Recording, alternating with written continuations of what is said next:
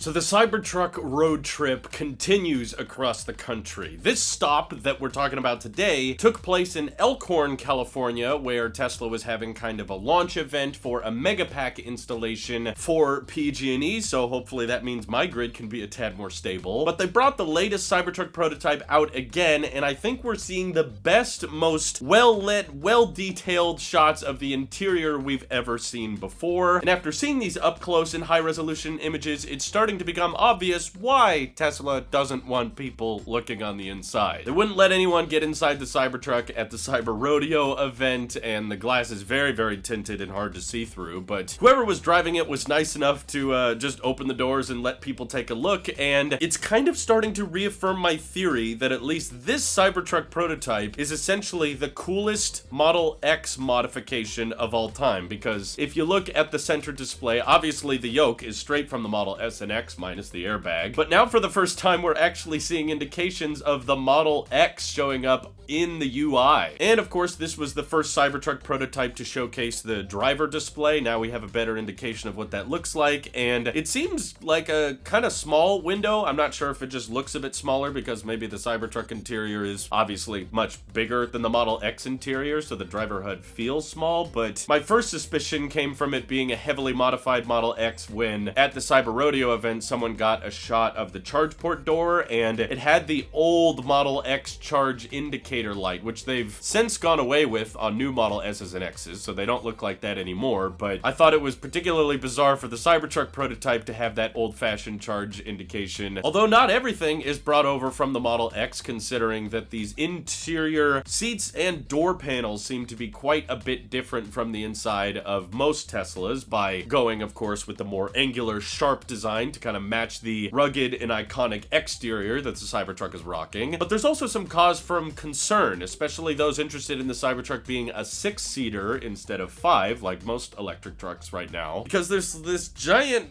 fabric box right beneath the display that's likely holding a lot of prototype cables and, you know, kind of jerry-rig installs, and they may need quick access to that, but dang, it is definitely taking up a lot more space underneath the dashboard of this vehicle than the original prototype was, and that's why I'm gonna double down on this. And of course, just like the fact that there's no airbag, don't assume this is the production-ready design. Don't assume anything here is finalized. That couldn't be further from the truth. We've still got a long ways to go before Tesla's GigaPress is installed for just the Cybertruck underbody, and we haven't even started launching the 4680 Model Y configurator on Tesla's website, which means there's definitely not enough 4680 batteries to start Cybertruck production anyway. But it's worth mentioning that they seem to be experimenting with the center armrest a bit to allow for phone chargers, which was actually a big concern of mine when I first saw the Cybertruck prototype interior. I was like, it looks very clean and it's cool that you can fit 3 people in the first row, but where do you put your smartphone? That's kind of a feature I really like on the Model 3s and Ys and now S's and X's. You can drop them on a wireless charger right beneath the display for whatever you want. Additional map info, if you have Waze, you can put that down there. For music controls, you can keep it there. And with the original Cybertruck interior, there didn't seem to be much of an option of where you could put your phone. Now, they seem to have some kind of wireless chargers that would be pretty close to where the display is, while still theoretically allowing legroom for the 6-seater option. But then the next big question after seeing this interior is, what is Tesla planning for cup holders? Because they seem to have occupied the space that used to be for cup holders now for phone chargers, which, I don't know, if you had to choose one, it would be kind of a toss-up for me, but I think most would say cup holders. Obviously, no one got to sit inside the Cybertruck and mess around with it much, but I have a theory. Maybe they're planning on doing something similar to that of the old Model S and X armrest, where you kind of have the top slide back and expose additional cup holders. A lot of people didn't really like that because there wasn't as much room for them to rest their arm, and that might just start to get too busy to have your phone charger there and your drinks and try to rest your arms all in the same place. Personally, I think it would be more interesting if they found a way to incorporate MagSafe charging into that dashboard so that you can just kind of dock your phone right next to the center display and it would just kind of stay there and charge it. That way you could leave the center armrest for cup holders. But needless to say, Tesla definitely definitely has a ways to go before the Cybertruck interior is finalized. I'm still personally convinced that they're gonna go with a different yoke approach because all the Model S's and X's are being manufactured in Fremont. I don't think they get to save much on parts or design by reusing that same yoke again, so I think we'll have something a lot more similar to the original prototype yoke, and maybe you can put more angular buttons on there for your blinkers and autopilot and voice commands and that kind of thing. And for the sake of just getting out a prototype